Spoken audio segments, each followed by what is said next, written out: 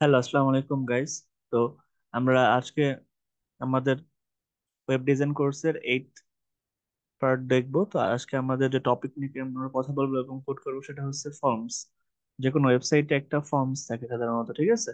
তো ফর্মস কি কি থাকে দেখো, এখানে আমরা লিখে দিচ্ছি। নেম থাকে, যেরকম রেজিস্ট্রেশন করার ফর্ম অথবা লগ ইন করার ফর্ম। তো নেমের ক্ষেত্রে থাকে কিনে ইউজার নেম দিতে হবে, তারপরে ইমেল মানে ইউজারের ইমেল অ্যাড্রেস লিখতে হয়, তারপরে ফোন নাম্বার লিখতে হয়, তারপরে ওয়েবসাইট থাকলে ওয়েবসাইটের ইউআরএল দিতে হয়। তারপরে আবার প্রায়োরিটি থাকে, যেরকম আমরা এখানে আমরা ড্রপ ডাউন মেনু ইউজ করতে পারি, লো, হাই, মিডিয়াম এরকম। তারপরে টাইপ থাকে, ওয়েবসাইট আপডেট থাকে, তারপরে কোনো মেসেজ থাকলে সেই মেসেজটা দিতে হয়। তারপর দেখা যায় একটা বাটন থাকে সাবমিট। এই সাবমিট বাটনটা ক্লিক করলে দেখা যায় যে আমরা যেটা লিখছি, নেম, ইমেল, ফোন, ওয়েবসাইট, ঠিক আছে, প্রায়োরিটি, টাইপ, এগুলো সব কি হয়, আমাদের ডাটাবেজে স্টোর হয়, ঠিক আছে? তো আমরা একটা রেজিস্টার পেজ কল্পনা করি। তো এখানে দেখো যে রেজিস্টার একটা পেজ আছে ডান পাশে, create your account, it's free and only take minutes, ঠিক আছে? এখানে আছে first name, last name, email, password, confirm password, তারপরে একটা টিক ব্লু মার্ক দেওয়ার জন্য I accept the term of use and privacy policy. তারপর রেজিস্টার নাও, যখন আমরা রেজিস্টার নাও বাটনটা ক্লিক করি তখন কি হয়, এই ফর্মটা আমাদের ব্যাকএন্ডের সাথে কানেক্টেড হয়। সাধারণত এই সকল ফর্ম তৈরি করা হয় পিএইচপি দিয়ে, ঠিক আছে? বাট আমরা দেখবো যে এইচটিএমএল যদি ইউজ করি সেক্ষেত্রেও কিন্তু আমরা এরকম ফর্ম তৈরি করতে পারি। তো আমরা কিভাবে আমরা আমাদের এইচটিএমএল ইউজ করে এরকম ফর্ম তৈরি করব, ঠিক আছে? তো সেটা আমরা দেখবো আজকে। তো দেখো, আমাদের ফর্ম তৈরি করার যে কিছু কোড থাকে সেটা হলো যে আমাদের ফর্মে এইচটিএমএল এর জন্য প্রথমে একটা কিওয়ার্ড ইউজ করা হয়, ঠিক আছে? বা এইচটিএমএল ট্যাগ ইউজ করে, তাকে বলা হয় ফর্ম। ফর্ম, তারপরে ওপেনিং ফর্ম, তারপরে ক্লোজিং ফর্ম। তো এখানে যে কোনো একটা ফর্মের নাম দিতে হবে, যদি রেজিস্টার ফর্ম থাকে অথবা লগ ইন ফর্ম থাকে, এটা ঠিক আছে। তারপর হবে ইনপুট। ইনপুট দিতে হবে যে তোমরা কি ধরনের ডাটা ইনপুট দিতে চাও। তারপর হলো টেক্সট এরিয়া, যেখানে আসলে নেম, ইমেল, আইডি এগুলো দেওয়া হয়, সেটাকে বলা হয় টেক্সট এরিয়া, ঠিক আছে? তারপরে সিলেক্ট করতে হয়, ঠিক আছে? সিলেক্ট করতে হয়, তারপর থাকে অপশন। তারপরে সেখানে অপশন বসাতে হয় যে হ্যাঁ, লো, মিডিয়াম, হাই হয় কিনা। তারপরে ক্লোজ সিলেক্ট। তো একটা ফার্মার মধ্যে ইনপুট থাকে, তার মধ্যে টেক্সট এরিয়া থাকে, তারপরে তার মধ্যে অপশন থাকে সিলেক্ট করার জন্য। তো এটা হলো আমাদের সাধারণ একটা মেকানিজম যে কোনো ফর্ম ক্রিয়েট করার জন্য, ঠিক আছে? তো এখন আমরা আমাদের অ্যাটম একটা ফর্ম তৈরি করা দেখবো, ঠিক আছে, যে কিভাবে ফর্ম তৈরি করে। তো চলো আমরা অ্যাটম ওপেন করি।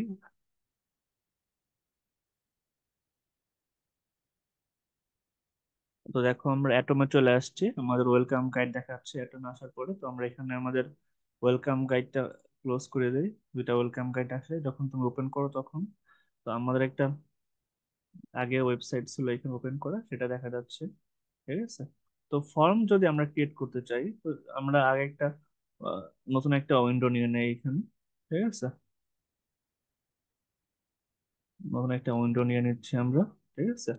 তো এটাকে আমরা আগে ফর্ম লেখার জন্য,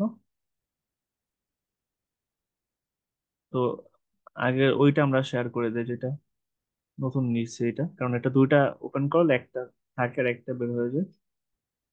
তো আমরা শেয়ার করি এটা, ঠিক আছে? তো তারপরে আমরা ফর্মের জন্য একটা কোড আছে, কোডটা দেখি।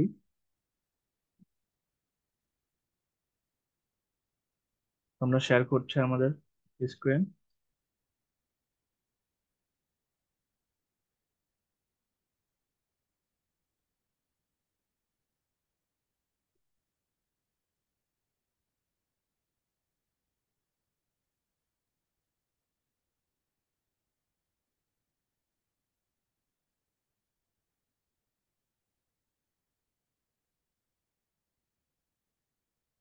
তো আমরা এখানে আমাদের একটা ফাইল শেয়ার করে দেই।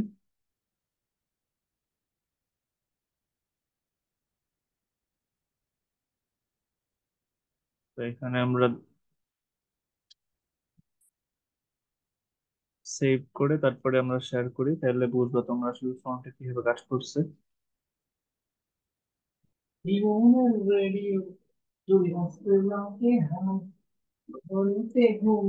তো চলো আমরা শেয়ার করি এবার। তো দেখো এখানে আমরা আমাদের যে মেকানিজমটা লিখছি এখানে দেখো, যে আমরা সাধারণত কি হয় একটা মেকানিজমে প্রথমে ফর্ম দিতে হয়, ঠিক আছে, তারপর লেভেল দিতে হয় নেমের জন্য, ফার্স্ট নেমের জন্য, ঠিক আছে। তারপরে যেটা করতে হয় সেটা হলো কি, যে একটা লাইন ব্রেক ইউজ করতে হয়, বিআর মানে লাইন ব্রেক, ঠিক আছে, যে এক লাইনে জাস্ট শুধুমাত্র নাম নেম থাকবে, ফার্স্ট নেম। তারপর একটা টেক্সট দিতে হবে, এফ নেম, ঠিক আছে, আইডি দিতে হবে এফ নেম।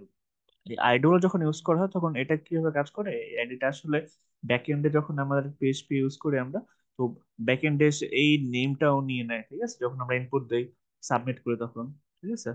তো তারপরে এটা ব্রেক করে দিলাম, তারপরে আছে আমাদের লাস্ট নেম, লাস্ট নেমের জন্য দেওয়া হবে। তারপরে এখানে দেখা যাবে ইনপুট টাইপ টেক্সট, যেটা হবে কি লাস্ট নেম এল নেম, এল নেম তারপরে ফর্ম, ঠিক আছে। এটা হলো জাস্ট নামের জন্য। আবার যদি তুমি চাও যে তুমি আইডি, ইমেল আইডি জন্য নিবা, তাহলে কি করবে, এটা কন্ট্রোল সি দিয়ে কপি করে কন্ট্রোল ভি তে পেস্ট করে তারপরে জাস্ট নেম জায়গায় ইমেল বসায় দেবা, ঠিক আছে।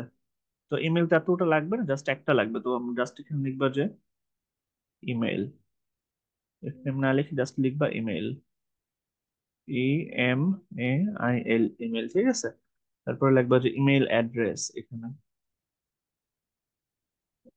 Email address, A double D R E double S, email address, ঠিক আছে। তো এরকম ভাবে গেল নামের জন্য, ইমেল অ্যাড্রেসের জন্য, তারপরে পাসওয়ার্ডের জন্য আলাদা আলাদা আবার এরকম নিতে হবে, ঠিক আছে। তো এরকম ভাবে আসলে ফর্মের কাজগুলো হবে, নেম, ইমেল অ্যাড্রেস, ঠিক আছে, পাসওয়ার্ড তুমি যা দিতে চাও, তারপরে একটা বাটন ক্রিয়েট করতে হবে এরকম। তো আজকে আমাদের যে টপিকটা ছিল, জাস্ট জাস্ট আমাদের এখানে যে এটা কিভাবে তৈরি হয় তার স্ট্রাকচারটা কেমন, ঠিক আছে। তো আমরা এখানে স্ট্রাকচারটা দিয়ে দিলাম, যে ফার্স্ট নেম, তারপরে হলো লাস্ট নেম, ঠিক আছে, তারপরে হলো ইমেল অ্যাড্রেস, ঠিক আছে। আর এগুলো কি হবে, যেখানে আমরা এফ নেম ইউজ করছি, আইডি গুলো ইউজ করছি এফ নেম, তো এই এফ নেমটা আবার দেখা গেছে যে এল নেম আইডি ইউজ করছি, ঠিক আছে। তো এটা কি করবে, তো এটার জন্য যে এটা ব্যাকএন্ডে কাজ করবে, তো এখানে আমাদের আমাদের ইমেল অ্যাড্রেসের ক্ষেত্রে আমরা এটা দিয়ে দিতে পারি এখানে। তাহলে আমাদের যখন এটা আমরা এসটিএমএল না করে পিএইচপি করে কাজে লাগবে, ঠিক আছে, যে ইমেল অ্যাড্রেস টেক্সট হবে, তাহলে এখানে হবে কি ইমেল, আইডিটা এরকম ভাবে চেঞ্জ হবে ইমেল, ঠিক আছে। তাহলে এটা হবে কি এখানে ইমেল, ঠিক আছে। তো এরকম ভাবে আমাদের আইডি গুলো চেঞ্জ হবে, যখন তুমি নেম থাকবে টেক্সট আকারে তখন টেক্সট, ইনপুট টাইপ টেক্সট। আবার যদি এরকম থাকে ড্রপ ডাউন বক্স, সেক্ষেত্রে থাকবে যে রোলের মতো থাকবে, 1 2 3, ঠিক আছে। তো এরকম ভাবে আমার ফর্ম গুলো আমরা ক্রিয়েট করতে পারি। তো এই পর্যন্ত ছিল আমাদের ফর্মের ক্লাসটা আজকে, ঠিক আছে। সবাইকে ধন্যবাদ।